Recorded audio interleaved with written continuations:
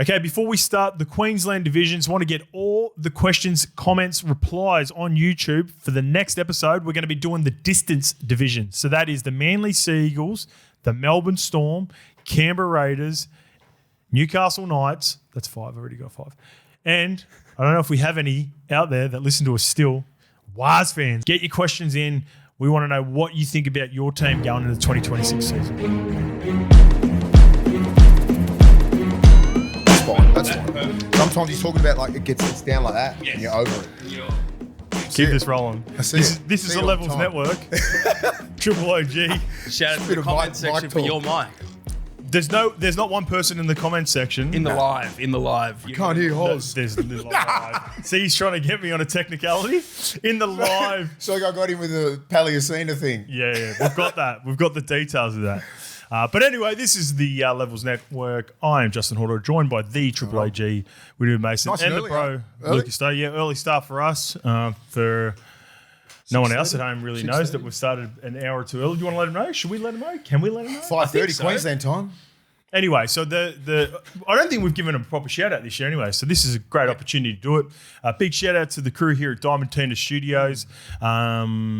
No, we won't say anything just in case. I know they like to do reveals like this, but Diamond Tina Studios, Batuta Advocate, the page, this is their production studio company here, and they have a huge yes coming up. Well, not them, it's the Great Cricketer, so we can say who the podcast is. We've just shifted an hour earlier to accommodate for the Great Cricketer. Okay, there you go. It's huge the biggest podcast. cricket podcast. It's like number 1 at the moment. The Great Cricketer is basically... I thought you were actually talking about a great cricketer. No, the Great. Great, yeah. We can't say who that I is. thought it was like Glenn McGrath or something We coming won't in. say who the Great Cricketer is on the Great Cricketer podcast. Yeah, we can't. I But thought you said great. the Great Cricketers are like the Hello Sports version for cricket. Yeah, they're fun. awesome. They're Fun. huge. They're hugely popular. Massive. And then but they can capture the Indian audience as well because there's so many Indians that love cricket. So their numbers are through the roof. Big time. Yeah, they're big Great time. podcast. Great summer of cricket. Not that we're a cricket podcast. They've got to be big time to shift us. They've got to be, for us. Fuck you, Dom Tina. There's levels Make to me this. wake up at 4 o'clock. Hey, there's levels to this. Yeah, big time. We'll bow down. And cricket is, like Lukey said, worldwide. Fucking massive. Billions of followers. So we get shifted only an hour. Only an hour? It's a little bit. We're normally out there. 7:30? And we're 6:30. Yeah, We're 6:30 today. Speaking of other forms of content, this is I've actually watched this and I love this comment. This one comes from Steve 9484. Thank fuck you boys are back. I've been watching a guy mow overgrown lawns for the last 2 months. Have you watched that content before? No. Yes, I have. It's awesome. He goes to different houses and stuff like that, and they're all messy. Yeah, it's great. It's great work. And sometimes he gets in blues. Yeah, it's crazy. That's what I don't get. Like the neighbours come out and just. Oh, that's awful, isn't it? Yeah. Fuck some people out there. It's what's the word? It's Satisfying? It's very satisfying. It's very satisfying content. Weirdly, I've sat there and watched him for half an hour. trims Blocks and shit. Yeah, half an hour. he's good blocks. too. Yeah, Really good. Pardon the pun. Not doing the block as well. Someone said there was a message actually that you had a really good one on last episode as well, but it's escaping me right now. But yeah, love that content. But we are back.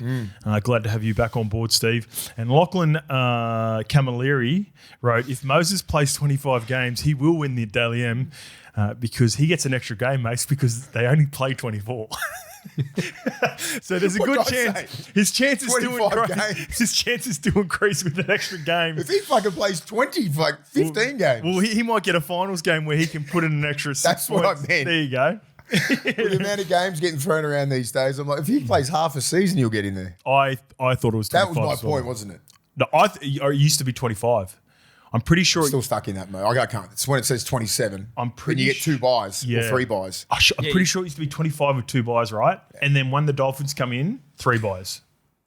Does that make sense? Yes. Does that feel like No, that's it is. right? Yeah. Well, anyway, Lachlan, Well- you can correct us again if we've got that one wrong. But I'll be I've back in when I always was thought playing 20. If he got 25 club games, that was fucking pretty solid. Yeah, I'm with you. 20 plus. The 20 plus.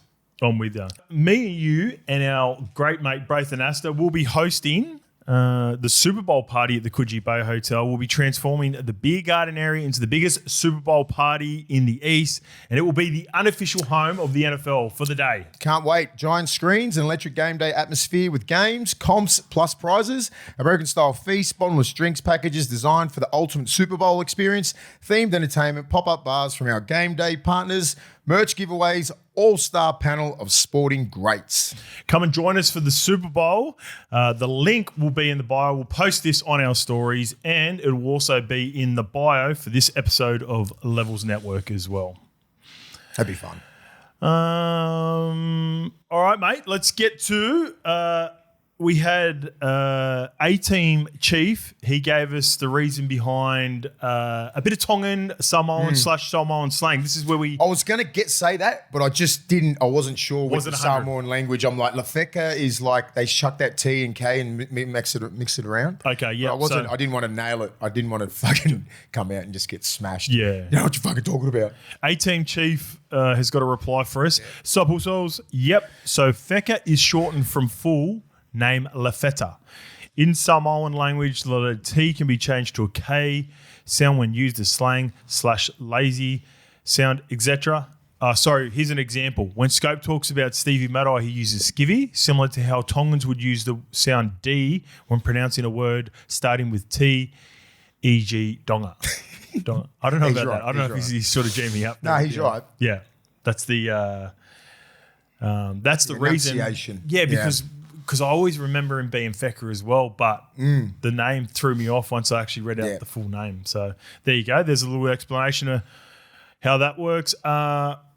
We are also with Papa Macros for the year as well. So for those that don't know, Papa Macros is a healthy, fresh meal prep. It's Australia's freshest chef-made meals delivered weekly. We have been running for our audience only a code of Levels 30. That will get you $30 off the first box you ever buy with Papa Macros. So you go to papamacros.com.au.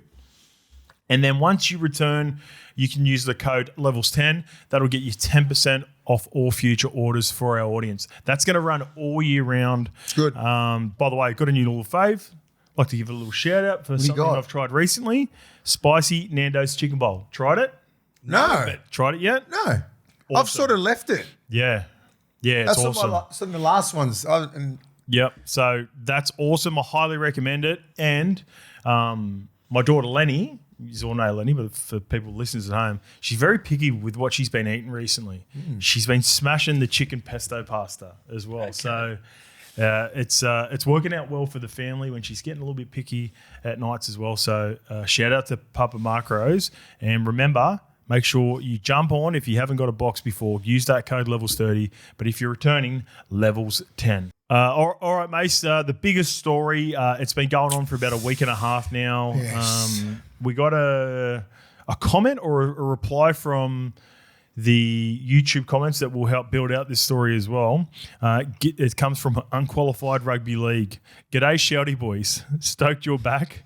I know you want to be done talking about this LOMAX saga, but with the NRL coming out and saying that they will intervene if Parra don't accept Melbourne's offer of a $200K transfer fee, can you run us through what the NRL means by intervening and what powers they have with clubs and player contracts?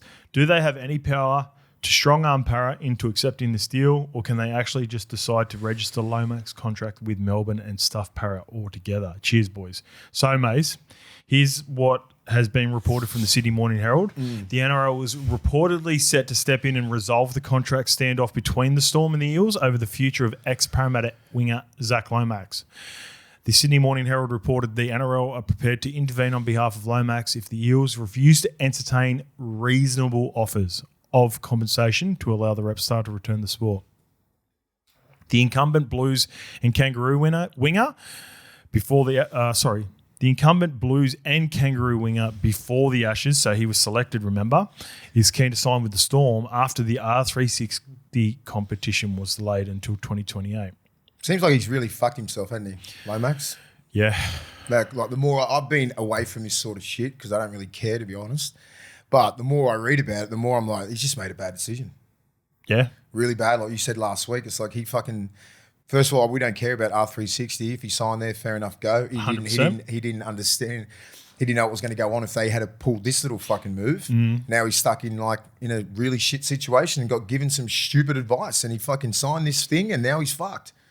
Yeah. That's it. That's what I look at. I'm just like, that's me peeling the curtain back a little bit for people. What's your look? See, this really pissed me off with the NRL too when I heard this story, and it sort of pisses me off with the Melbourne Storm as well in a way. That if this is true, and you are trying to negotiate a deal with the Parramatta Eels, who have the rights to Zach because they foresaw that maybe this competition might not go ahead, but they had a disgruntled player that wanted to go to another club or another code.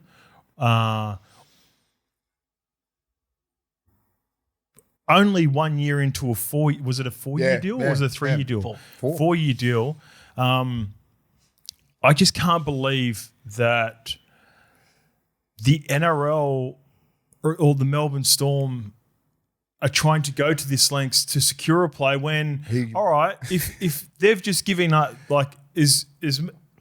even though they allowed it to happen, they understood that Zach, he never had intentions of playing in the NRL. It was about leaving and trying this new venture, and therefore the Parramatta Eels would not have to compete against Zach LOMAX. So if you do let a player of that caliber go, yeah, you've got to fix it in your roster, but the last thing you want to see is that fucking ex-player ends up playing for another roster. Dustin Young. And not only another roster, it's the fucking Melbourne Storm, Top mate. 3 roster.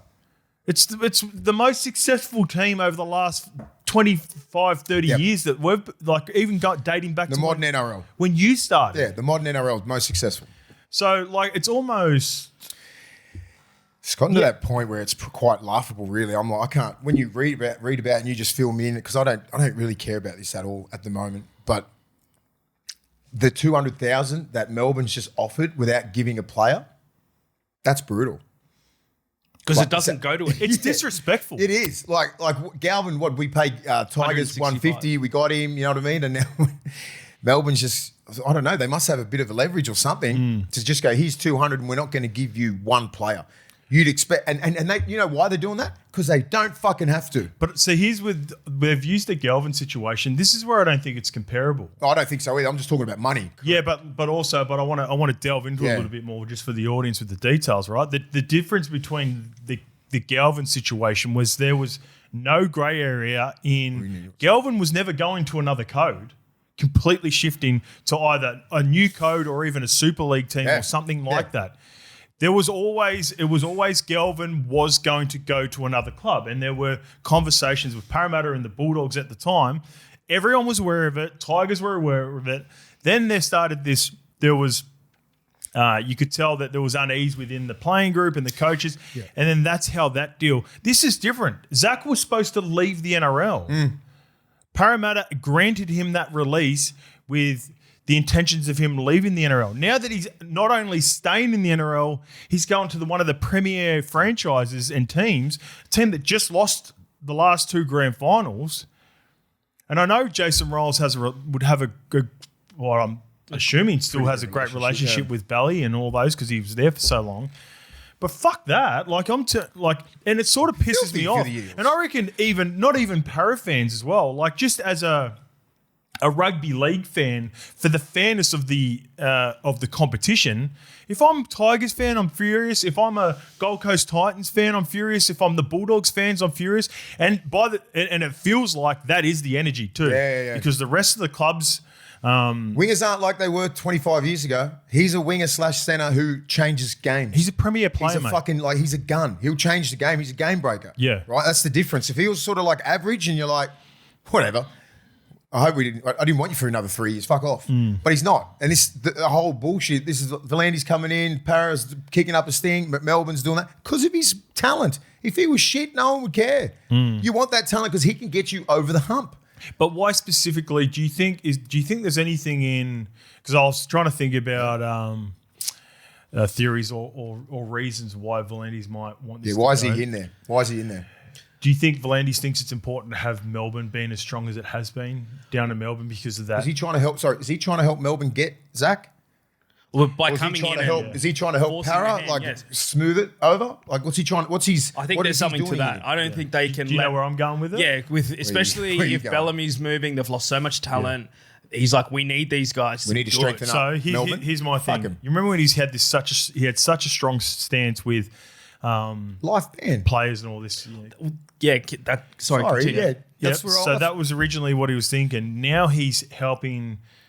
He's sort of come out after the fact. Once it all went to shit, it's almost like he's trying to show, all right, I was going to be hard on you didn't guys, mean it.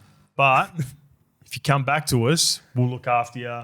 And then it sort of, in a way, it makes 360 look like shit. We welcome him back. We looked after him. So it's almost showing players in the future that, like, we'll come back and look after you. But my big thing is, and I was thinking about this as well with Melbourne specifically, like there is competition between rugby league and AFL, and is he always thinking, one or two steps in front of everyone else? Like keeping a strong Melbourne product like we have for so long, for 25, 30 years, has just kept AFL At bay a little bit. at bay down there because we're never going to be. Look, I'm not trying to say that we're ever going to compete with AFL. No, but like I understand that. You always have to boast Melbourne up a little bit. Melbourne have been strong for 25, 30 years. I don't think they need Volandis' fucking help. But they're relying on it. My thing is with it, Vlandis comes out and goes, if you sign a contract with R360, boom, 10 years. You're done. Yeah. How much media was done around that? Yeah. So I'm going to give Zach Lomax a benefit of the doubt that he's left Parramatta because he's signed that initial... There's an initial document that everyone was talking about that they signed with like an NDA, all that sort of stuff. He's at least signed that. Yeah. That is engaging with this rival Yoo-hoo tournament that's enough for the 10 years. Well, Why flip it straight away? No, I don't think you see. You're even. I don't think you're even having to speculate on that. Now it seemed. But yeah, if I can show you a signed document of him willing to play this tournament, that was done 10. But that's the thing. 10 years. Yeah, but that's completely gone past Lukey. Where I don't think there's not even hiding the fact that a couple of these players in Zach and even I don't know if you've seen the podcast with Pappy, both alluded to that there was interest from R360, like Zach. And it sounds as though if you watch the other podcasts, I know you keep, but listen to this. You keep going back to, you're saying like it's still a mystery whether they're with R360. There's no mystery anymore. Like Chimes is saying that R360 was interested. So go. Yeah, I get that, but it's like there's also that narrative out there that he's just sort of like left in the wilderness with like he didn't sign a contract. That narrative's gone for the majority of people. 80-90% of people know that he was 100% going to go to R360 and it's been delayed and now he's looking for another opportunity. Well, that's good enough for 10 years based on the initial... he changed it, but that's what I mean. Like why change it? That's what I don't understand. Yeah. That's my point. Like... What's the point of all this hoo-ha to get headlines and then not delivering on what you say? It's a scare tactic to begin with. It's a scare tactic from Volandis. Now it's like he's called their bluff and they've gone and this is a very fucking weird little situation they've got here. And Lomax is the brunt of it. But that was my point sort of to begin with is that, all right, scare tactics, do this, ban. All right, now that it hasn't worked out, rather than leave you out in the wilderness to show future players if they're on the fence with it, we'll look after you. We're the NRL. We'll make sure that you don't get fucked. And that's where that's what I think sort of happening now with the Zach Lomax situation. He wants to get a club soon, eh? Can I add something to it? So what I didn't say about the Chimes comments, he also mentioned that he was promised to play fullback at the Dragons, and then that only lasted 4 weeks. He got moved into this wherever he didn't want to play after that. Yeah. Yeah. He's then moved. They've obviously got Suafar logo, which everyone's assuming is their fullback. If you listen, did you watch the 167 clip where they're like, who's going to play Store? So I'll fill you in. So Pappy went on the podcast with him and Money and Hughes, and they do their podcast together down in Melbourne. And Pappy laid out, where he's at. The short version is go and give it a watch if you want to know what's happening with Pappy. But basically, he was always going to step away from the NRL. 360, there were conversations. And then once he had a bit of a concussion at the back end, I think the plans are to have a break. He's sort of in limbo at the moment, but he will feels like he's retired anyway. So Yeah, right. Yeah, so that's where he's at. But then they ask Munster. So Dior asks Munster, how's the fullback competition going? And Munster goes, it's probably between me and Lomax at the moment. So do you think there's back to my question? Do you think fullback's a possibility for him down Melbourne by any, especially if they When's keep he going to come Howarth to and grips? He's a everyone? fucking winger. You're a winger. Like You're the that- best winger in do the you- game. do you- That excuse is not good enough too. No. Just adding to the layers what you're talking about. You mentioned it on Monday with that as well. Being frustrated that he wasn't playing his position at the Dragons, right? Having clashes with Flano, becoming a premier winger, rep player, all that sort of stuff. Then going and if this is what they're alluding to, because they didn't 100% say, but they had intentions to go play for Parramatta. That was with Brad Arthur. Plans changed. He ended up moving back to the wing. That sort of factors into him not wanting to be at Parramatta. If you read between the lines, at what point do you realise over a premiership winning coach in Flano, you play on the wing for Origin, you've got picked for Australia. You've got the representative coaches Winger of the from year. both New South Wales and Australia, and saying you're a fucking gun winger, by the way. And then even Jason Riles, he's a new coach and he's trying to build a club, but he looks in. After giving what do they give him? Only a couple of 3 or games and 4 going games? 3 or 4 games, and Is that enough at centre? He's not a centre. we just got to. At what point in realisation do you just go fuck? I might just be a really good winger. Your top 3 winger. Simple. I don't look at him as like a fullback. I'll be like, nah. I don't look at him as a centre. Doesn't have it. Lomax, it's not a fucking bad thing. I'm like, he's the best winger in the game. That's it. Full stop. I hope he gets a club, but fuck.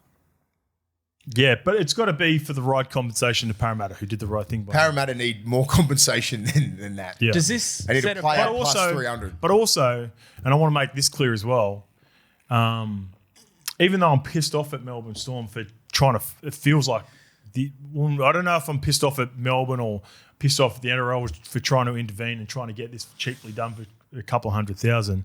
But I don't like the idea of someone being tapped on the shoulder as well to make way for Zach as well. If there is a player who has a year left, maybe 2, who might not be a part of the plans and could secure a 3 or 4 year deal by going to Para, again, that's the business side of it, Mace. We know how all that works. Here's an example here. This is from JJ Key. Scope, there's a massive chance the Storm could lose Xavier Coates to PNG in 2028. With Coates off contract at the end of 2027, if you were Melbourne, would you look to trade him now to Parramatta and use that to lock up Lomax on a 4-year deal? Love the potty. There's a hypothetical. That's a good hypothetical. There's a hypothetical that does make sense. But then again, you need to know the intentions of Xavier Coates. From whatever I hear from the Melbourne players down there, hardly anyone ever wants to leave Melbourne. No. Now, I know this PNG situation. Plus. Yeah, I know this PNG situation. You could understand the new PNG franchise just being desperate to get Xavier Coates. It would be. Pay overs to get Xavier Coates. That's what's going to happen. Even though, again, we talk about premier wingers, it's been him and Bizza for the last 5 years because of Zach's refusal to play full-time winger. But it's been them two. So if there was something like that sort of does make sense. But I also don't want to force a Melbourne player, a good young, like Stefano's only been down there for a year. His name was floated. He played international footy this year. He really come on at the back end of the year. Jack Howarth has been developed there. I want those players, if they do leave the Melbourne Storm for Parramatta in this situation, you want them to be engaged and want to be at the club, right? Zach Lomax is going to do anyway in 2 years. You don't know what he's going to do. Yeah. Offer him a 4-year deal. If this fucking 360 comes knocking back 28, Yeah. he's out. Yeah. Does it set a bad precedent for players? Like this is, I put this worse than. It's like a bit of a tantrum to get out. Like you just go if you're an agent. Player empowerment. You can get out of anything. The contracts don't mean shit. Well, that's Just. I'm with you on this. I'm with you, but it's just player empowerment. If you're a fucking gun, you can do what you want. If you're shit, you can't. because The end. But this one feels the ugliest out of all of them, just because it's like I said, I want to keep saying this for people at home. If he wanted to go over to R360 or if he wanted to... I don't care what he's here's doing, an example. We're about to talk about Angus Crichton. He's about to go to rugby union. That's all fine. If he decided to change his mind now, Angus Crichton, and with some sort of clause, and I know that's not an example because, you know, they would eventually sort of figure it out with Angus Crichton. He would come back to the Roosters. But it's you're leaving the code to go to this startup code that is interested in other players in our code, which could, you know, there is a threat that they could take more players in the near future to then come back and then force the hand of the club that's done right by you. It feels yuck. An example would be if I was Kalen Ponga and I want to go to the All Blacks and I had more time left than he does now on his contract to go, look, this opportunity's come up. I've got a World Cup. And I would expect Knights to put that same clause in the contract. If you come back during that time period, you play for us. Then Kalen comes back and tries to go to the Roosters. Same as Suoliti. It'd be interesting to see what Suoliti does as well. Yeah, Roosters have a clause like that. Yeah, I think, you know, that's the deal that most players would strike with their club. Like I would have thought the LOMAX thing, it's weird. It's what strikes me. He's done something wrong with Parramatta or there's something doing there or Rolsey just standing on business going, if you don't want to be here, fucking see you later. You know, where you're like, if this falls out, fucking expect you to have the Parramatta jersey on straight away. Just come back to training. Well, I think it's as simple as this, Mace. I reckon, and similar to what Ciro and Gus were doing at the Bulldogs 2 or 3 years ago, they're trying to establish culture. That's what I mean. It's a culture thing with Rolls. He's like, if you don't fucking want to be here, get out. They quickly established who they thought were Bulldogs, who they thought, all right, these guys have been great servants, but they can move on. We want to bring in some guys. And I think Parramatta's still trying to figure out what that roster completely looks like. Rather than having this linger all the way through the offseason if they dug their heels in, because he was 1 year into a 4-year deal, Mace, they thought, you know what? Let's remove this distraction. Zach is an elite talent, but he clearly has ambitions to try something else in this 360 competition, and they just didn't want the distractions of it all. That's what I'm thinking. But also, like, keep going back to my point now, which I began with, it's, all right, we'll let you go, Zach, do your thing, go to another competition, but you're not going to come back and fuck us. Like, Parramatta want to compete for the 8 this year. Now, they're less chance of doing that with Zach on talent-wise, but if they have to play, do they play the Storm? They play Storm round 1. Do they play them twice? Like, Storm are a better chance of making the top 8 with Zach. They're a better chance of beating Parramatta with Zach. So, you know, it's about fucking... Yeah, and Parramatta were trying to maximise. 2 wins off making the 8 last year. Or being that... Yeah. I think so. I get it. 4 points. From being anyway, enough of Zach Lomax. Fuck's sake. Let's get to Angus Crichton. Gus, he's out of here. Yep. Angus Crichton confirms dream move in a blockbuster World Cup bid. Crichton has inked a 2-year contract with Rugby Australia and the New South Wales Waratahs, which will begin after the conclusion of this season. Rugby Australia confirmed the news in a statement. The move will make him eligible to compete for the Australian Wallabies at the upcoming 2027 Rugby World Cup. However, according to Code Sports, the second year of his fresh deal reportedly has an option, meaning he could return to the NRL as early as the 2028 season. Well done, Gus, on your NRL career. How old is he now? By that 29. Time, Crichton would be 32 if he decided to return. Now, he said in his caption last night that he's retired from the NRL. Yeah, well done on your career, mate. He's fucking been outstanding for us the last 5 years. He can say he's retired, but who knows? Believe anything anymore. You don't fucking know. Like, that doesn't mean anything. You're right. Zach Lomax said he's a fucking centre. I don't believe in anything.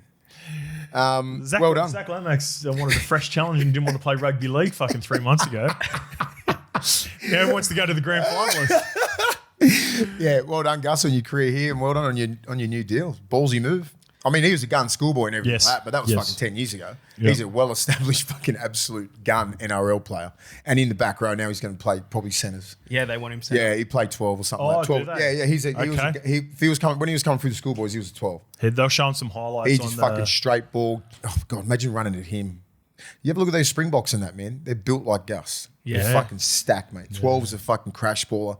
He's got a mad offload. I mean, they'll probably be putting that away, but like, he'll be a force there. They've got some good 12s, man, the Aussies. Don't think it's going to be a fucking... And he's not thinking that either. He respects the game so much. He ain't walking straight into a Wallabies jersey. Got some decent backs. I think he will. I think he's one of those because he's got the background, They've got mate. good 12s and 13s. But because he's got the Yeah, background. he'll end up being a Wallaby, but they'll try and play it off like that. I agree with that. Fucking, They and he's just coming in and goes, "Who's they 12? They Fuck don't off." want to sell it like he's going to be given a jersey, but he'll miss out on when it. you have the talent that Angus Crichton's got, you've achieved what he's achieved. You've got to get him from a big club like the Roosters, and he's got a legitimate background in rugby union, legitimate background. Yeah. Like he'll.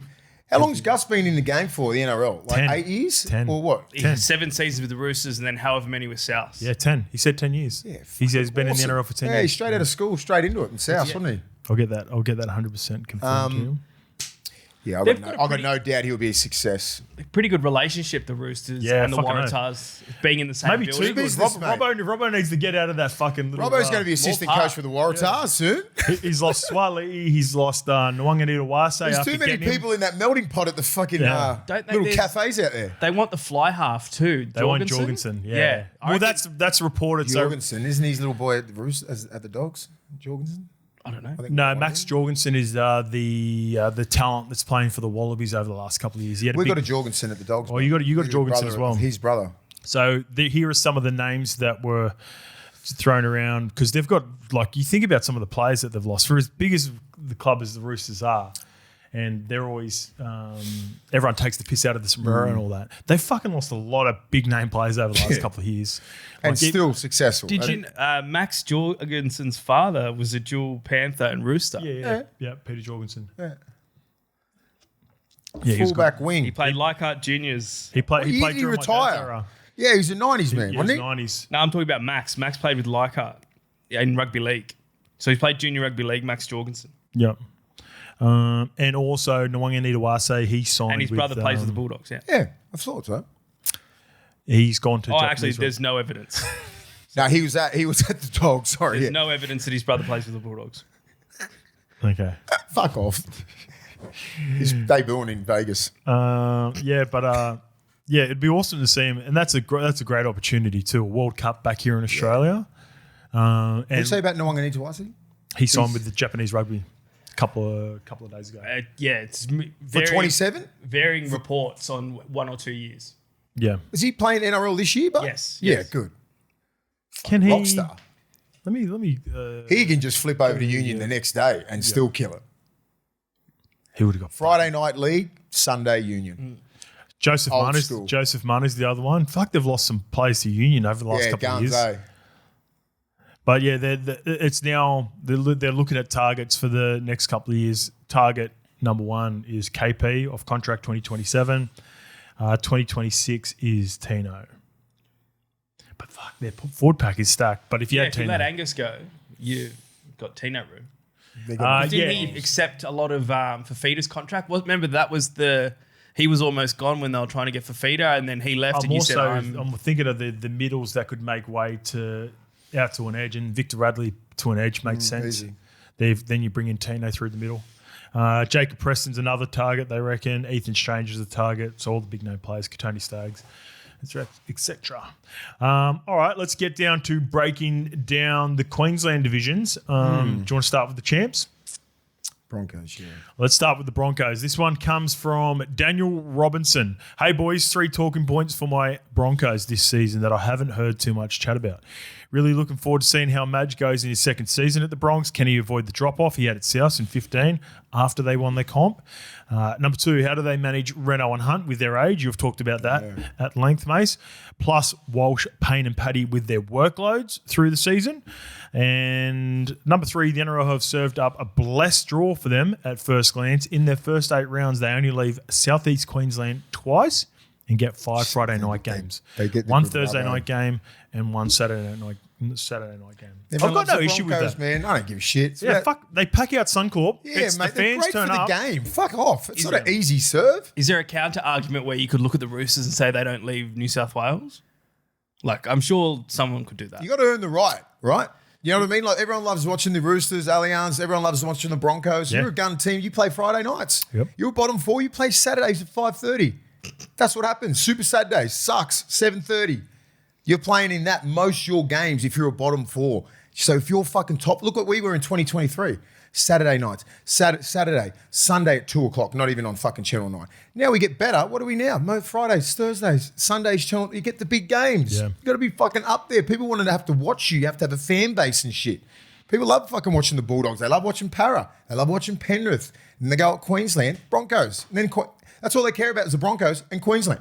Fuck Australia and fuck New South Wales. Yep. That's their mentality. So it's nice Broncos though, just won the comp. Give them whatever the fuck they want. They've been getting what they want anyway for the last 20 years. Yeah. It's not going to fucking stop. What are you surprised for? An easy run. Fucking shut up. Well, he's a fan, Robbo, anyway, but he's... Not him. Not you, Robbo. Everyone else. Yeah. You know, because they always say this little thing about like, oh, you know, like they get an easy... come on, man. All right, first one. Madge, how does he avoid... And remember, with the drop-off in 2015, they also lost Ben Teo and Sam Burgess to rugby union in 2014. That accounted for the drop-off as well. People always talk about the burning, like him burning out players, and... Maybe that was a factor, like with their decisions to leave and go to union. I think Sammy and Ben Teo have also talked about he was so full on. But hopefully that's We all know there's rumours and we've talked to Sammy, we've talked to GI. Yeah. It was hectic. Yeah. And I'm pretty sure he's a man of growth and he talks about that sort of stuff. Surely he can't fuck it up twice. Shame on him if he does. Because he's got you know, and I look at Madge as a smart man, and I'm like, he's probably thinking, if I get another chance, I'm not going to do that. And I'm fucking thinking he's got another chance, he's got another premiership, he's got another great bunch of men up there. Got a great roster. He can repeat, and I'm like, fuck, surely he doesn't just drive it in, and go double down on this shit. I'm like, he takes me as a smart human. How does he deal with the old boys then? And I'll add this as well. And I reckon this opinion matters. I've seen a clip with Andrew McCulloch, one of Benny Hunt's great mates, and he suggested on SEN yesterday that Benny Hunt would be coming off the bench. Now, that's not saying that he's had conversations with him, and I'm not saying that, but I you know, those two guys, I'd imagine they chat all the time, trying to manage Ben Hunt at this point of his career. Adam Reynolds at 7, Ezra at 6, Corey Pakes at 9, and I reckon Benny Hunt super sub 14.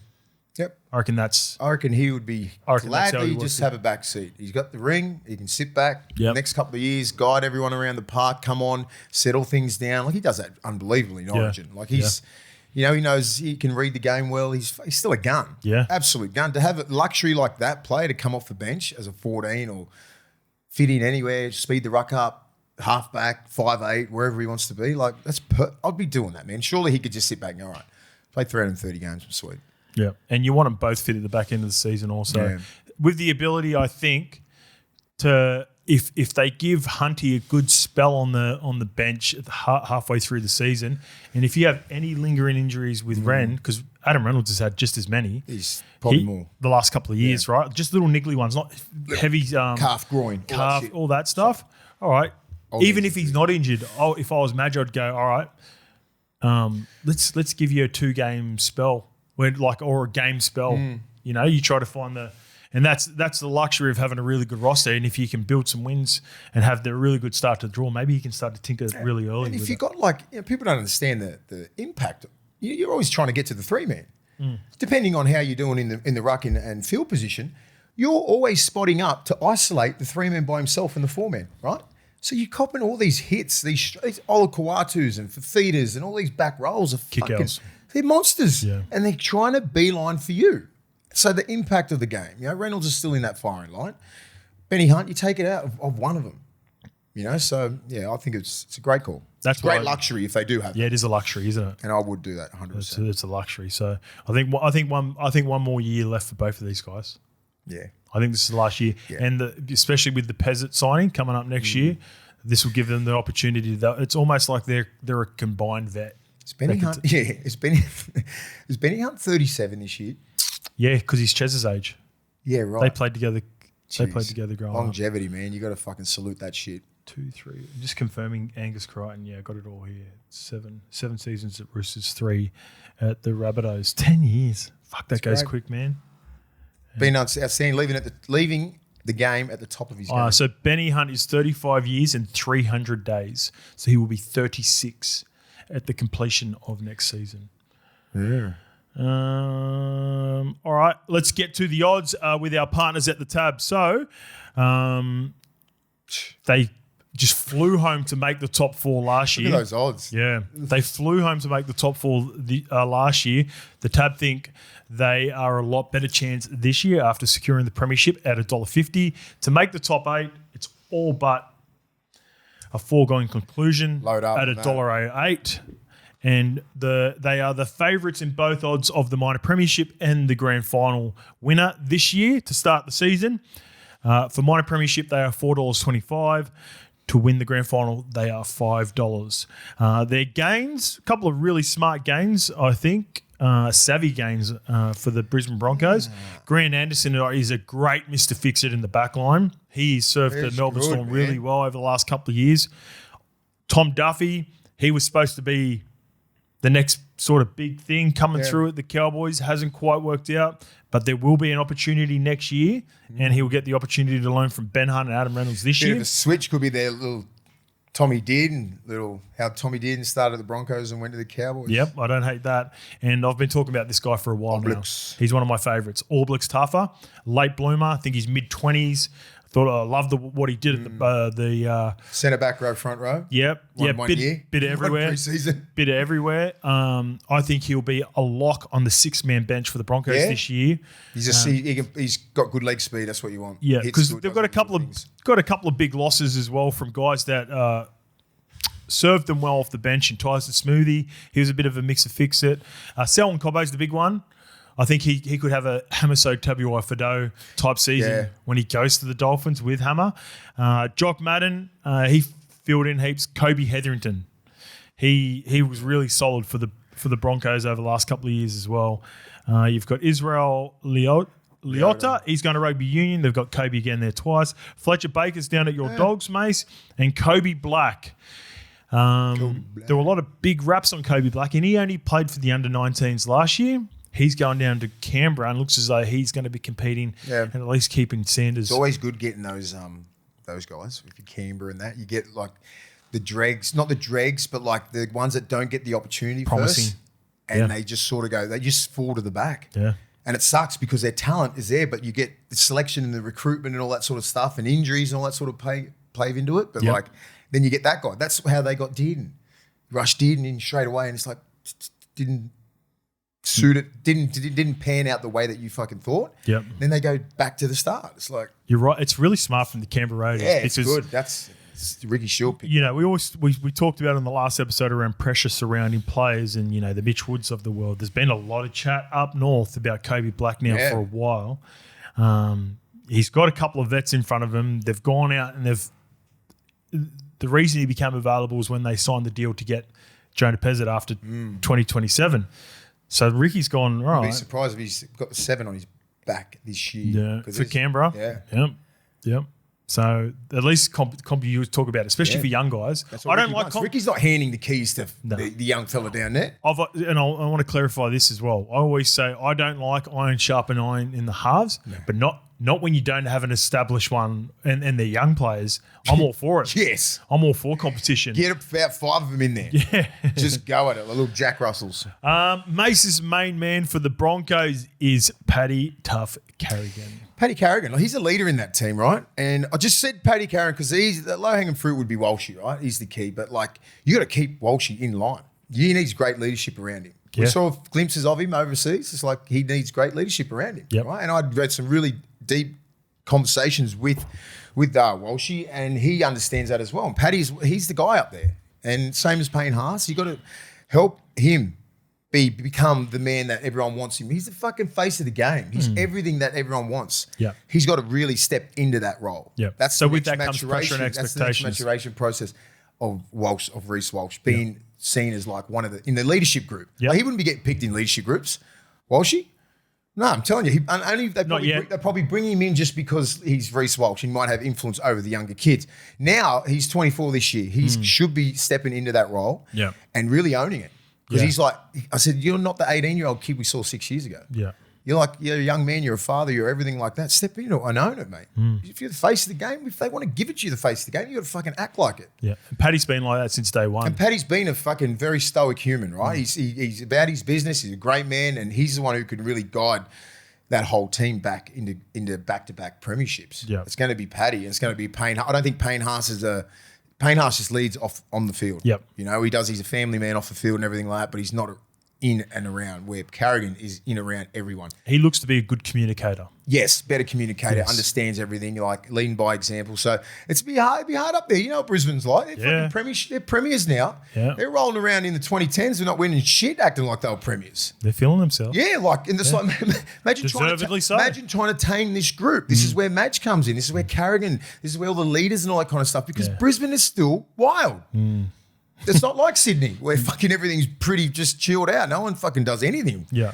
Brisbane, Gold Coast. They look after you can their still own. have a good time. They look after their own up there. Yeah. And I'm like, okay, well, you got to understand what sort of crew you got here. Yeah. You got a little wild crew you got just rolling around there. Look at the preseason last year. I like the take. Yeah, I like this is what's happening. And I'm like, I look at Paddy and just go, you're the guy. You got to fucking get all these kids, young men around, get everyone on the same page. They go back to back. All right, we're on the same page because your main man sort of flows in with my key storyline. It's the Walshy hangover / extra attention. Now, Walshy at the back end of last season was discussed in the same conversations with the likes of Hainsey's big year in 2009, Benny Barber's big year in 2012, Turbo's big year in 2021. And I looked into it, and they all, through different circumstances, had rough years the following. So Hainsey with us in 2010 still had really big moments, a big season, but our results with Parra didn't go well. We ended up finishing 11th. We finished out of the 8. We had expectations. Yeah, we were both shit. Remember, Cowboys were shit and Parra was shit. But there was expectations. Gun teams. Good Ross, like everyone expected, because we still had Folletti, Chris before they'd moved on to Parra. Like there wasn't much change in terms of big name players that had moved on. But we failed as a team in that season. Benny Barber, same thing. They sort of make the top 8. But 2013, we beat them in the semis. Yep, but the year before that, they'd smashed, pumping everyone in 2012, right? I think they only lost about 3 or 4 games. They were super dominant. And then the year after, Benny Barber's not even playing for the Bulldogs, mate. He's off. He's up to the Broncos. Remember I come back in 12-13? Remember I come back from 12 and I hit the Benny Barber scene. I'm like, whoo, shit. Yeah. Goals were smoking. The tip, boom, like out the back with fucking big Cassiano and Jimmy Graham. Jammer, and him. then the block, and then Benny Barber out the sweep. I'm like, by 2013, everyone figured it out. Yeah. Right? You just fucking inside hunt to Cassiano and James Graham. It fucked his game up. Well, that's my point with this, right? Yeah. Extra attention, realising that it was the Cassiano, James Graham, out from Mark Benny Barber show with Grubb talking shit. Grubb just nipping out the back. Grubb just nipping at you at the back. Anyway, so they ended up teams started to figure out, don't get me wrong, we'll get to 2014 in a bit. Benny Barber ain't even there in 2014. He's off to the Broncos. So, all right, that was an adjustment. And Turbo's one was through injury, and it's been well documented that if Turbo's fit during those years, then he's probably got the chance to go on a bit of a run. Just keeps playing like he was. Yeah. Into now. But all of them had significant drop-offs after huge years. Now, Walshy, the difference between Walshy, a couple of things. Walshy won the grand final, so he ticked those boxes. All those 3 guys didn't go all the way and actually finished the job. So Walshy's done that. So with that comes confidence. He gets the Clive, he gets the job done, and he takes that form for Australia for the Ashes. What a great end of the season. And also, he's already had a taste of it. In 2023, he went on this run. They go to the grand final and they failed in 2024. And I think that's what's going to serve Walshy well this year.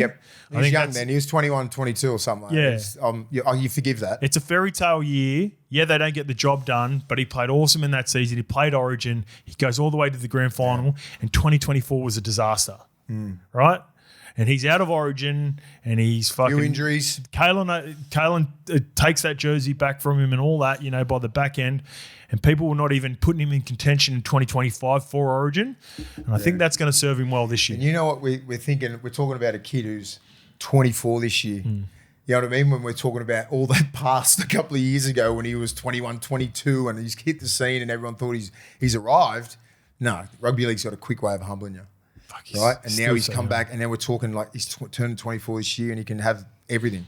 He's into his 6th season. How much does being on Aussie Tour, playing that role, getting hammered in game 2 by the fans and everything, how much does that It play? humbles you. Like, you know, in the NRL, he's very beloved, right? And he's obviously hated when he comes down to New South Wales, but they respect him. They love him. And I think he gained a hell of a lot of respect in the last couple of years, how he's performed, especially the back end now. And then being around other players in the Aussie team is a bit different. When you're around Queensland and everything like that, and he'd probably feel a lot more pressure in Queensland teams with Billy and everyone sort of riding him and thinking you're the next guy, blah, blah, blah.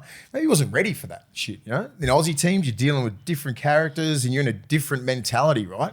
You can see it. It's like a bit more relaxed in an Aussie jersey because you're playing with the best players and you get to see what, what the Penrith boys are doing and other guys, and you don't really know. You think you're only in your little bubble of Brisbane and then Queensland, and you never fucking leave it because it's all about that. And then you come back to Australia and everyone's just fucking chilled. You got different leaders and everything. I can't help but not think of that clip. That's what I was about to say. Yeah. You know, when that clip from the Aussies when they're doing kick-in, and it's like Mitch Moses talking to Nathan Cleary about technique, and they're sort of just like talking about the face of the ball, and you don't get to see exactly what they're talking about. And then you sort of see Walshy just pop in and go, he sort of just says something at the back end, and then like, but he was observing. Yeah. He wasn't a part of the conversation. He was trying to be a little bit. He was trying to be, and then you see. I think the clip finishes with him just like grabbing and see little things like that. He would have been going. I never get to hang out with Cleary or Moses. Yeah. They're the guys that are fucking guns. Yeah. Ready? Watch this, mate. Hang on. Leave him just pop up in the background. A little kid. He just joins in. Yeah. And then he just goes and smashes one, it looks like, in the background after they're finished. Ready? See him in the back, goes, ready? I'll show you. Come in, steals everything, just goes, nails a 40. Yeah. I wrote a comment too on that too that fucking went alright. I was like, all these guys are telling porkies to each other because they're way too competitive, all three of them. Right. To even though they're pretending to be on the same team for Australia, they're still going to beat England like anyway. that and just drop it like this. Nate's like, in my mind, I'm like, Nate ain't giving Mitch fucking nothing. I drop it the other way anyway. I don't believe anything those three can't say. All right, let's go from there. Anything else on the Broncos before we move off? Nah, be good year. Also, a couple of there's a couple of unsung heroes. I this year, watch out. We did an interview with him at the back end of last year. He was another journeyman sort of player that come good at the back end of last season. Ben Tolte. You know that Tolte and ended up missing out in the grand final? Yep. We had him on SCN at the back end of the last season. Champion fella. Yeah. He's a guy, you know, when you meet a guy and you go, oh, fuck, I want to He did a root bit for of him. media. Like, he popped up. He's been doing, got a horse background. He's with Tab. That's where you would have seen him There you recently. go. Him and Benny Hunt for the Magic Millions. I think they purchased a horse. So I hope he does well because he seems like a work great hard. fella. All right, mate. Let's get to the Titans, and this one comes from Bryce McMahon, aka Vince. Day one listener and have listened to every episode. For Thursday's potty on the Titans, do you agree with the players who were moved on, or should we have tried to trade one of our fullbacks for depth in other positions? Also, how do you see the likes of Matty Johns and Gordy impacting the club now that they are part ownership? Imagine they've only got about little 5% ownership. Just the name. But yeah, it is right. Yeah. There's two strong names in rugby league associated with the Titans now. Keep up the good work, lads. Let's start with Matty and Gordy. Matty did a podcast pretty much straight after it was announced, and he basically alluded to, he's there for anyone in the Titans. Yep. But one of the first things he did was head up to Gold Coast, and while the NRL team were on break, it felt like, went and started doing some stuff with the youth and the academy and all that. That's where I think he wants to play his biggest part. knows. Like, I think that's where they've been falling short a lot is where their recruitment and retainment with the Titans, because they can dish a player out and get the schools are up there outstanding. The schools are awesome. Yeah, so they can really grow a kid up there, and their catchment is massive. They haven't really capitalised on that, have they? No. Or they haven't really prioritised that. Where if you have a look at Penrith and they started this sort of stuff, Penrith, even the Dogs now to some certain degree, it's all pathways. It's all pathways. Manly, every single team is all stacked, all the pathways, good coaches, former players, all that kind of stuff. You can see it. Yeah. And Matty's just sort of taken that blueprint and just try to put it up there. It's Smart. Yeah, it's What very you should smart. do. There definitely is something in. There's more buy-in from fans when it's a homegrown player, right? Yes. Like if you come from the region, if you come from the catchment, when they do debut, there's something like a little Special, bit, mate. It's a little bit more special about that, for sure. Yeah. And especially with some of the talent they've had out of the big schools, like I think Palm Beach Currumbin is keeper at Gold Coast School as Yeah. well, or is that Brisbane? I'm not sure, but they're all big schools around that area, and their catchment's pretty big too. And it's always been a hard one for the Gold Coast because it's so big, and sometimes even like for Newcastle, for Wollongong, all those sort of big sort of country towns to retain players. Yeah. And it's easier said than done because when you come out of school and you're that touted schoolboy and everything like that, at the end of the day, like someone who's with the most money, usually the Roosters don't really miss there. If you're a gun schoolboy, if you're 17, 18, they'll get you. They identify you. They identify it and they fucking pay. Put you in. So where the pathways local, just say the Titans wouldn't be paying this kid 150, but the Roosters would. Yeah. But he's on 50, 100 grand. Yeah, you're that's missing fair. out on. Do you know what I mean? Yeah. So it's like you got to pay these young kids. Walshy was Wynnum Roosters. That's the Gold Coast. Wynnum Roosters. Yeah. Is that Gold Coast as well? Now, Yeah. Wynnum's Brisbane, isn't it? Nah, I think Brisbane. That's Brizzy. Whatever that Roosters colourway team up there is. Yeah, but that's where Walshy was. Yeah, I think that's Brisbane. Have a check. But He that's, did something. I'm glad recently. Matty's doing that, Mad. They're prioritising that because they need to. Because nobody wants. You're not attracting anyone, are you? No. Not really. You know, No. Tino's been your biggest signing in the last 5 years. Yeah, but even juniors, right? Like if you're a junior, You wanna get out there. Is it appealing for you? No. Before this regime, would it be appealing for you? No, to there's sign no. with Fucking, They want to play for the Broncos first of all. Yes. If you're from the Gold Coast, Yep. same as like It was That- Narang, sorry. Narang. Narang. That's That's near- Brisbane. That's near like It's on the Gold Coast. yeah. I think the big one was It's near Fafita. the fun parks and stuff. Narang. Yes. Isn't it? Yeah. Fafita went to Caught a one of the train big. there. Fafita went to one of the big Gold Coast schools, but that debuted for Broncos, and that was like one of those ones. Like So players like Queensland, that. they want to play for Brisbane. They never want to play. I want to be a Gold Coast Titan. Yeah. Fucking no one has ever said in the juniors. Yeah, you want to play for the Broncos. If you're a Cowboy, if you're even Cowboys, they want to play for the fucking North Queensland. Yep. They want to represent that little think so. that bit there because they're proud North Queensland kids. But not the Gold Coast. And you got to change that narrative, right? And how do you change that? You got to fucking win. It's not a winning culture up there, but start with Matty and Gordy. Matty and Gordy are winners It's pretty powerful. in all aspects powerful. of what they do. It's powerful. It is powerful. And they're going to get the good, like they'll control narratives and stuff now. For sure they would. Like Gordy's very powerful and so is Matty in the media. So Yeah. everything's going to be projected pretty positive to the Gold Coast Titans as a organisation because what have we heard in the last 5 years? Yep. Shit organisation with the owners come from the owners all the way down into the pathways. There's Yep. a miscommunication. That's what I'm hearing from people that have played in the club, that work for the club. Not obviously Matty or fucking Gordy. They're going to have a different perspective. But I've spoken to kids, or guys that are similar to my age that have been around there, and they're like, it's a fucking shit show. Yep.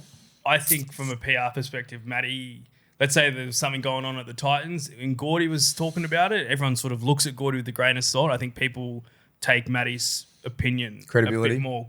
Not that I'm not saying Gordy doesn't have No, I'm credibility, just saying- yeah, but you know sure. how Gordy can yo-yo Yeah, on sure. different sides of the story. Matty never does this shit unless he's going to fucking Mates put understand. in. Yeah, I know. Yeah. Because Matty could easily just fucking live in the Northern Beaches, do his podcast and do whatever. Like he's obviously found this fucking little bit of energy to put into. Yeah. Because he could sail off into the fucking sunset and be happy. Here's the His thing, what media career's awesome. He's fucking great human, great father, everything. Like he's like, I reckon I could fucking help the Titans.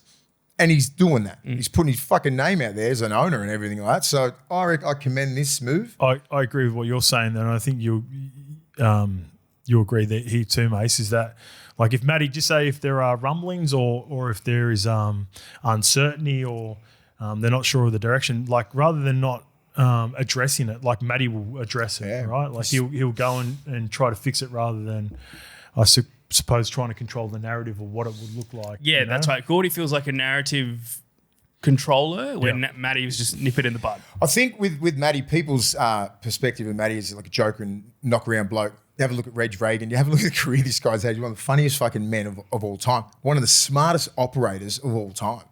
Brain-wise, footy-wise, everything. Like he's a fucking savant of the game.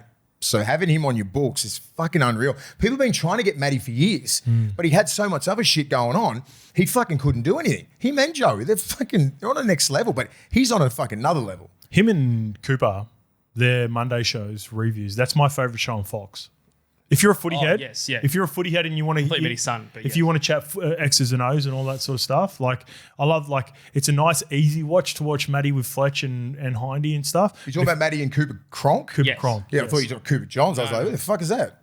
Where's that the breakdown? But so- when they both break down, Yes, yeah, yes, I yeah, like yeah. that show. That's Yes, that's a show I when watch. when he does show with Cooper Johns, it's taking the piss. And, Yeah, and that's what I was thinking. Like that's where I break the game down. What are you doing? Yeah, no. When he does the show with Cooper Cronk on Yes, Monday I night, watched that. or Tuesday nights. Yeah, I I don't think know. it's Tuesday. It's Monday because it's the recap. That's when It is the two. recap. That's when It is the two recap. smart motherfuckers are in the same Yes, room. yes, and yes, that's when yes. you see the best of Cooper Cronk, right? And Yes. you go, that's the position you should put him in, not a fucking commentator. Do you know what I mean? Like, I love Coops. He's my man. But like, I want to see him break games down with another guy, Matty Johns, on the same fucking level, right? Then you see the best of Coops. He's a fucking crazy They man. also bring out the best in each other because a lot of people you're right, associate Matty with taking the piss and the Mickey. So have you seen Reg Reagan takes on Footy Show? The old best? I ones? have all the Yeah. DVDs. How the fuck did he get out? Oh, The reruns and clips the that have been on best. socials have been so fun. fucking love it. Like when you think about it, some of the shit that Mate, how? the Thorpe one popped up recently where he's just like, mate, that was when I was playing as well. Reg would just turn up the training and you don't know what the fuck. I've known Matty since I was a fucking teenager, right? Yeah. And like, I love Matty. I look at him like fucking like, What was the name of the pilot he played? He goes to Jason Trent. Stevens' house. Trent. Trent And he goes the pilot. to Jason Stevens' house. because he played with Big J a couple of times. Yeah. And Cronulla too. Sharks, 2001, yeah. My favorite of all time is that. Do you remember where Matty got fatty and they're at that? I think it's a Gold Coast League carnival. yes. Oh, and he Had just got that punished torture. bloke to just Yeah. follow him all Good- day. yeah, awesome That's one clip. of the Hall of Fame clips of all He's time. fucking Yeah. hilarious, Matty. Fatty was furious. And like when you look at Fatty during those times as well, like he was the one that would have been the hardest to Yeah. get. They got him Right behind him. Yeah. So anyway, to that point with those shows, the younger generation, some only see Matty as the guy that maybe sits on the couch, takes the piss with Fletch and Hindy or whatever. So I believe Cooper brings out the best version of him when they sit there and talk X's and O's. Serious And conversation. then when Matty does it with Coops just drops the shoulders a touch. Like Yeah. he's very serious and analytical, maybe sometimes too much on Yes. the shows, breaking it down. But I reckon even another guy that's brought out the best in Cooper is actually Sean Johnson as well. Yeah. When him and Sean Johnson do stuff together, those two, Sean and Matty, sort of provide Yeah. a little bit of comedic value for it. Where then Coops can sort of Because just they drop take the shoulder. Coops as a real serious human. People do. I don't. Like I've known Coops for ages, and I just look at the funny side of things, and like he's always been a weird sort of friend. Like always, Cooper Cronk. Like we played our first test together. We beat New Zealand 52-0. That was his first start in 2007. We've connected since that. Then I took him to Indy, and then I took him to Melbourne Cup. India. Indy. The Indy Oh, Grand yeah, Prix. yeah. Remember Indy? I said, Yeah, fucking yeah. let's I was gonna do say, Indy. that's a random So story I wanna hear there was no Kangaroos tour or anything in 2007. It was our first break for Is about that the 4 or 5 race years. on the gold? Yeah, remember the Indy? supercars? The Indy back in 2000 was mental. Yeah. And you used to go from Indy, about 5 or 6 days, down the Melbourne Cup, the double. No, he did the double with me. So I just salute that fucker. And I always bring it up, and he's like, fuck. And that's the Cooper Cronk Yeah. I know, right? Playing against him, fucking fierce competitor, all that sort of shit. But I don't look at him as a serious, like, fucking pundit or fucking, like, when he's commentating and shit. I'm like, what are you doing? You know what I mean? But when he's with Sean Johnson, good tape. Yep. It's iron sharpens iron, right? In that sort of same thing. Like he's a smart fucking person, Sean Johnson, with he's very charismatic. Yes, very. And then Matty is the same. Yes. Very smart, very charismatic, where Cooper Cronk can just drop the shoulders a bit. You're not talking to fucking Craig Bellamy. You know what I mean? Like Yeah. he's serious. Like I'd love to see those meetings with him and Bellamy. How serious those two fuckers are. Oh, I'd love to see. awful. Nerd out. But also Met Cameron Smith in the back. nerd out and hear him talk Be footy awesome. would be awesome. Yeah. And then have fucking Billy and like all these guys. Like he's used to that regime. Yeah. Like fucking, bruh. Let's veer back to the Gold Coast. Let's get to the tab. They win the comp The odds. because of Matty. Obviously, they're the biggest odds out of anyone. We go from Shit. the favourites to the biggest odds, at least for the minor premiership anyway. So for the Titans to make the top 8, $5. Top 4, 15. Minor premiership, 126.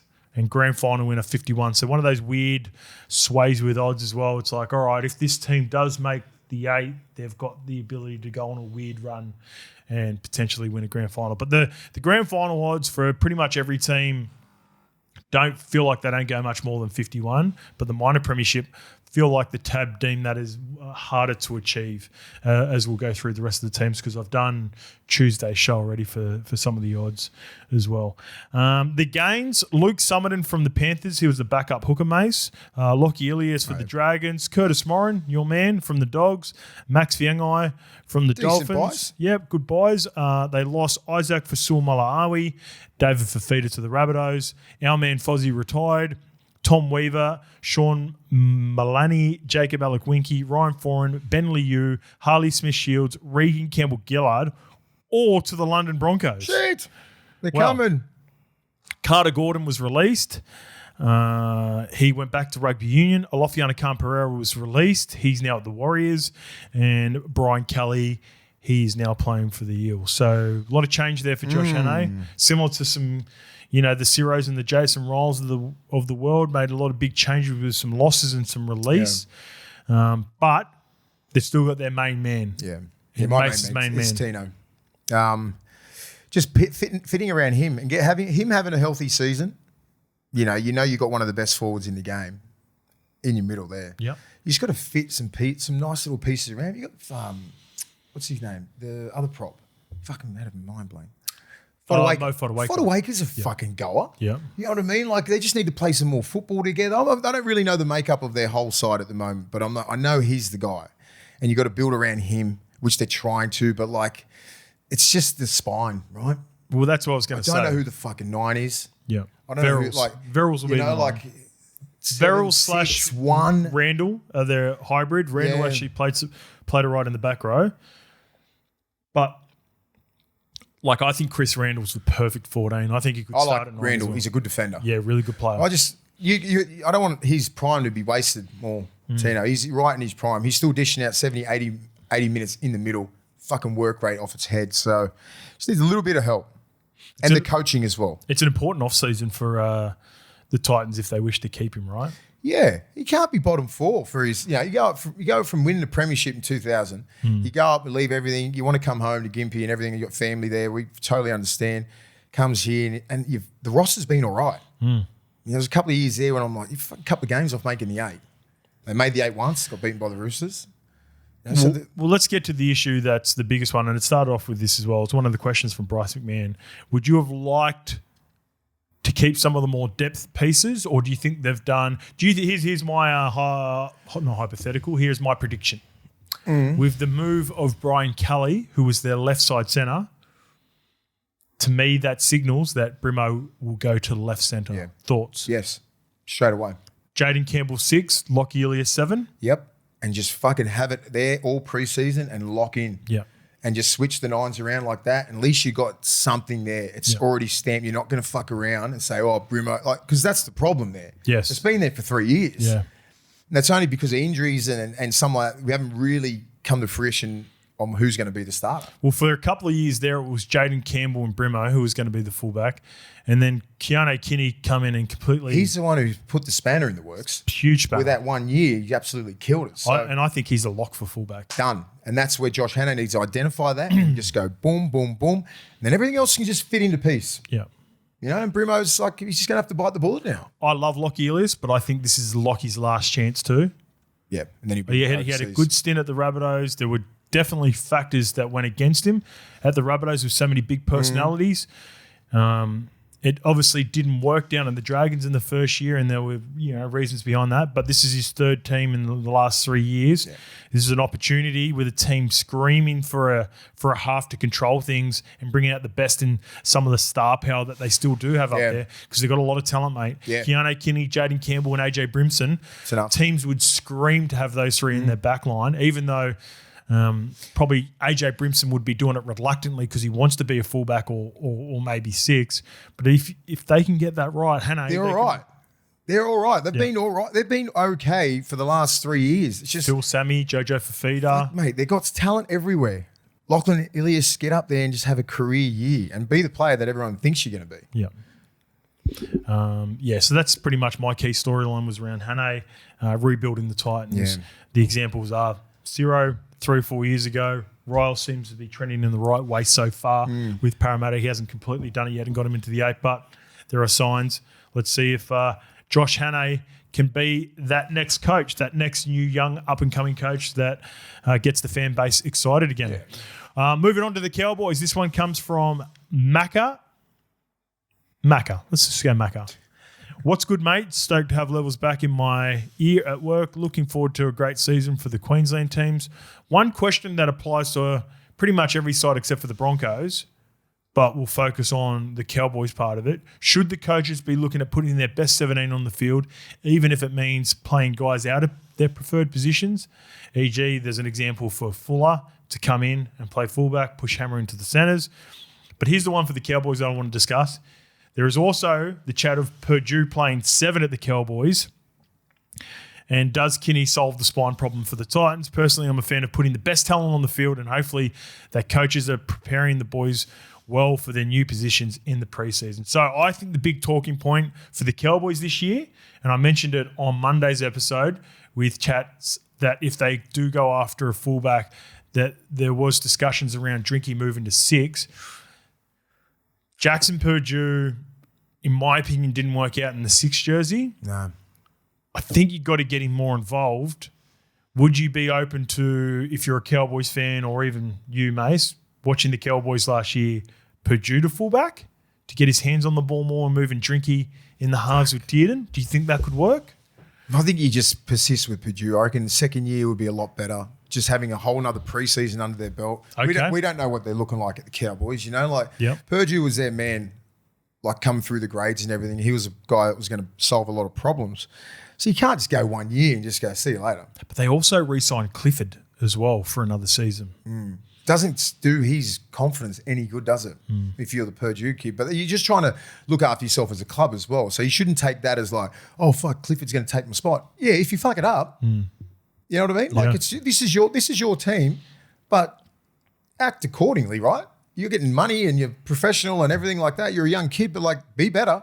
I think he would be. Is he 7? Is he a 7? I'm pretty sure he is available. Let me grab this one. I want to be...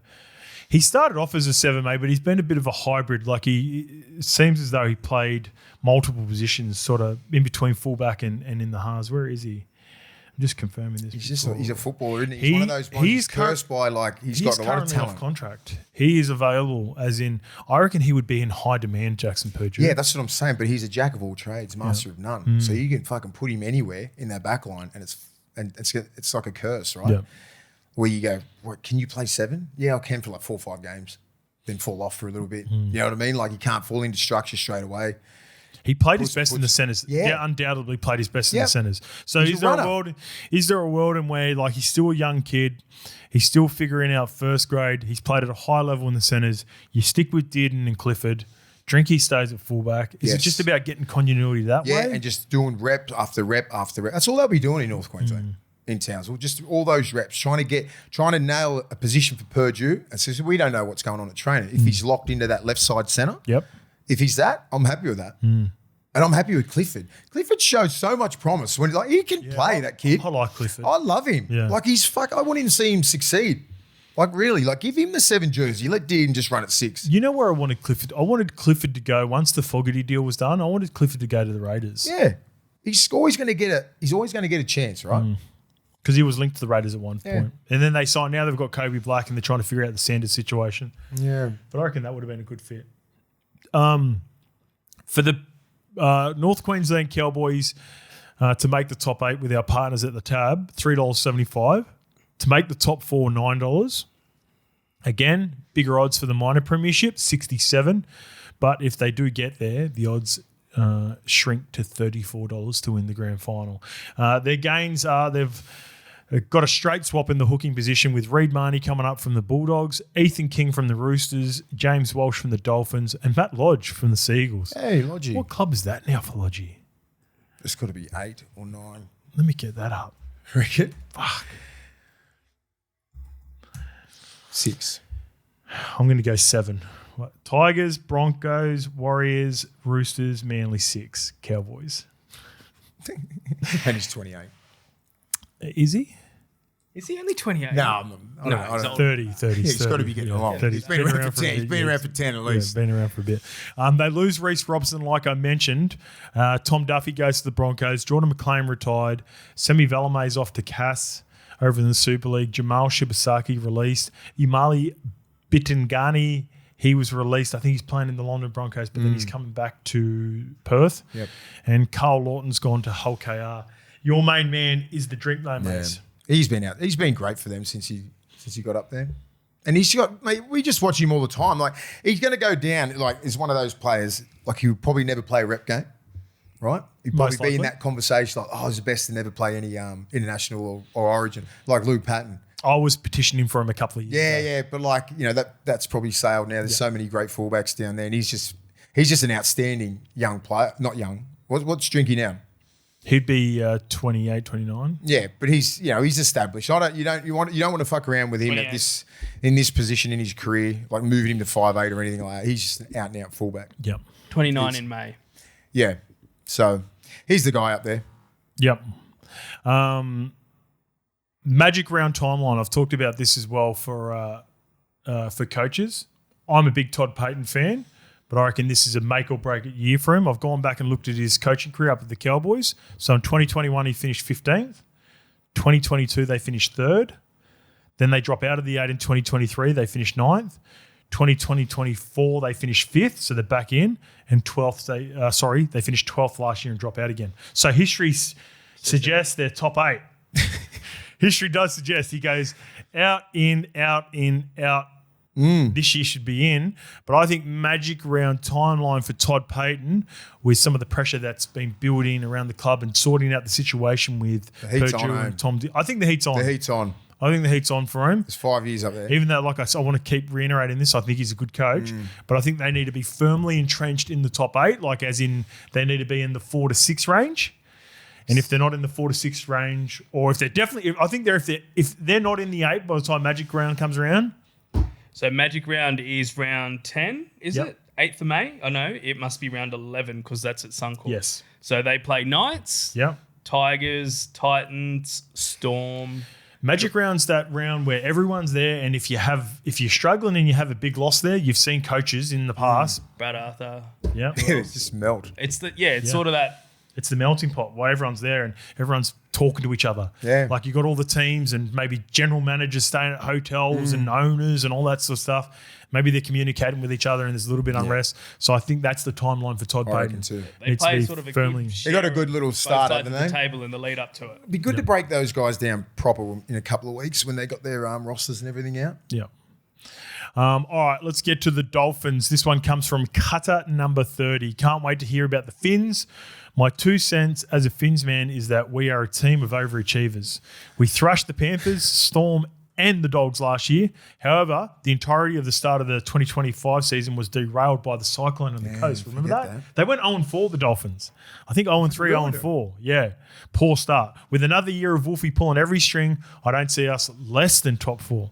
If the injury gods hit us for a 4th year in a row, I'm going to line them up off a kickoff and run it like Martin Lang till they give us a break. I'm beyond keen. Have a good one, boys. So, the Dolphins are $1.75 to make the top 8. Tabs there. Yeah, Tab's on board with them. $3.75 to make the top 4. Isn't crazy odds for a team like the Dolphins who, like, think about that.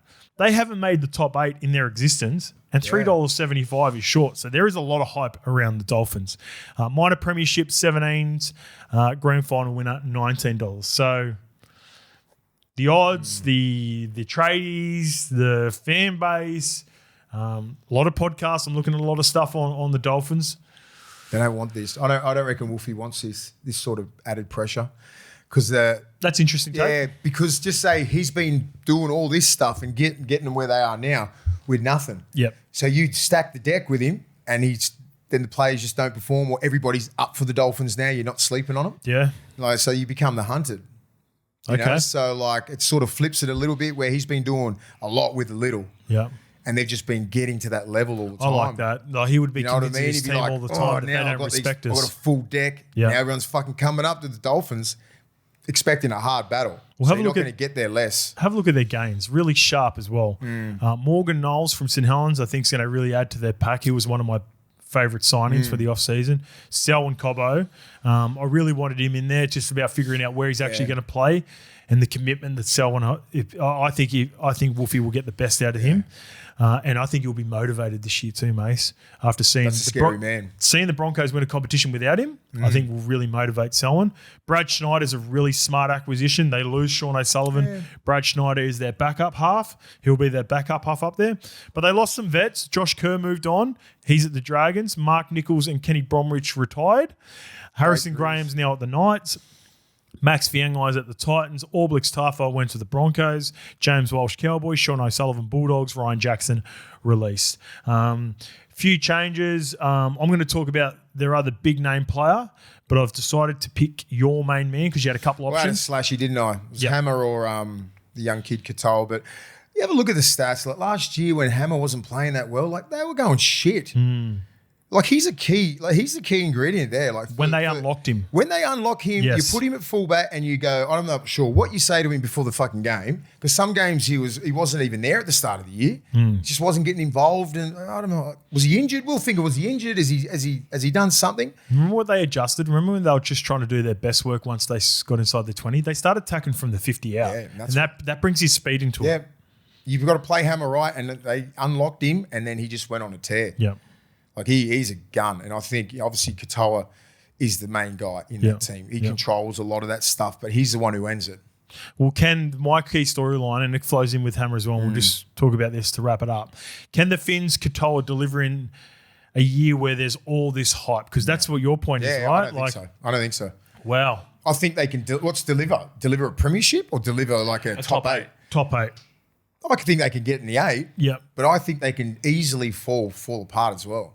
Wow. Yeah. The finals campaign. Yeah, I just think everyone's sort of flicked it a little bit and go, the Dolphins they're not fucking around. It's not that team, it's a startup and all that kind of stuff. Like we slept on the Dolphins last year, got pumped by 50. You know? Like they can score from anywhere. Remember the Dogs played them in the rain, it was pissing down rain? Yeah. Flogged. And they had as many starters out as we did.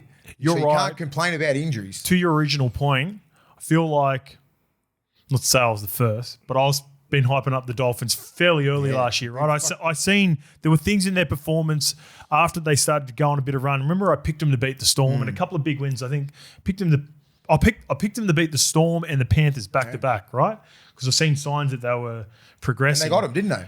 Now it feels like everyone's on the bandwagon. When you listen to experts, podcasts, media talk about the Dolphins, look at this. The odds. Look at the tab. The odds represent They've never that. made the fucking 8. Yeah. And now they're $1.75 to make the 8. Under even money. What are you talking about? Under even money. What are you talking about? Yeah. Everyone's just on the hype train. I'm not. Nope. Not yet. Not as much. I need to see it, right? And I'm like, I just know what other players are like, and they've slept on teams like the Dolphins, and they just go up there and it's like playing North Queensland. It's like playing North Queensland in the 2000s. You just sort of go up there, you know you got the team to win. Now it's like, fuck, no. Do you believe in Isaiah Katoa though? I do. Okay. I think there's just like, I don't know. They're battle hardened like the Dolphins. Their attitude, their culture is just fucking tearing in for each other, right? So you're always going to get that. A big. But I think Katoa's going to get a lot of extra energy For now. sure he is. Like he ain't going to be fucking skipping across and show and the dummy and mate, they're going to come at him. Yeah. And it's just, and it'd be great to see him, how he can pivot and get better. Yeah. And that'll be a show of like his maturation sort of thing into becoming a great player and putting pressure on Cleary. But I'm like, we've got to see it. All right. You're a wait and see in the Dolphins. Yeah. I know they do, like, because I just look at their players and I'm like, yeah, they're good. But they're not outstanding. I'm going hard in the paint. I'm going Yeah, top you four. fucking stick with it. I'm going to stick to my I guns. hope to God they prove me wrong because I love watching them play. Yeah. I do. You think about if they can get it right, if they can stay healthy with their forward pack, figuring out what the makeup of their forward pack looks like and how that, because I think there are 7 or 8 good forwards in that forward pack and there'll be a couple that similar, aren't they? They might get the shits because they're not playing, and that could cause unease. But with Katoa steering the ship. With Katoa steering the ship, with a no-nonsense fucking mongrel fucking pack like they've got, led by Tom Gilbert if he can stay healthy. Tom Flegler, I want to see him back playing fucking rugby league again. And then you've got the class of Selwyn Cobbo, Herbie Farnworth, I like Donahue. I wanna love see that. I Donahue. don't know Donahue's one of where. my favourites. Yeah, that's what I mean. The Donger. Oh, I know you always say Hammer. this at the time. Jack Bostock, Jermaine Osako. Yeah. Oh, I'm all in on the Finns. Did you see the photo of Selwyn? I know you say they always post the best photos. No, is he looking the Mickey? Oh. I haven't seen an update photo on Selwyn. I'll bring it up on Instagram. Yeah, let's go. Hit me with it. That'll be a great way to finish. If you want to get me fired up about the Dolphins even more, I might leave. You know what? I might even place a bet right now. How much are we betting on the Finns at 375? Oh, if they get the top 4. That's going to be my big play. There. I'm gonna have a couple of big plays this year. I'm gonna have a lick on the Dolphins top 4. That's gonna Which be carousel was it in? Anyway, show me after, or do you want to put it in the? Nah, I can't. Let me see. It's just they lead with Herbie on every. Oh, Herbie's a glamour. That's why. He's a 9. It's not what I thought, but gee, it's not the photo that I saw. But he looks schmick. Everyone looks the Mickey. I'm pumped. Hey, the motivation. Everyone. Hey, that's the thing, mate. Mate. Hey, you're a big name player. You're a rep player, Mace. oath. You don't play in. Just say fucking. Filthy. You didn't play for the Bulldogs in 04 and they go and win the comp. Filthy. You fuck off somewhere. Yeah, you want to prove Oh, a point. mate. I'm all for Selwyn's mentality. Yeah. I want to see it because he probably needs his fire lit under his Yes, ass. he does. And to go, fuck. He can walk. Look up. He's walking into Queensland and Australian jerseys. He should do. He should. Yep. And that's where you got to get back to that. But it's go. hard work. Fins up, baby. Fins up. All right. So we'll be away. So I've already started planning this one as well. As in, we'll be back on Tuesday for the podcast. And then we're going to be doing the distance division. So, WAS fans, I know there's heaps of them. Get us in your questions for the Warriors, Knights, Storm, Raiders, and Manly. Those are the 5 teams. Chances are you're about to lose. For free and confidential support, call the number on the screen or visit the website.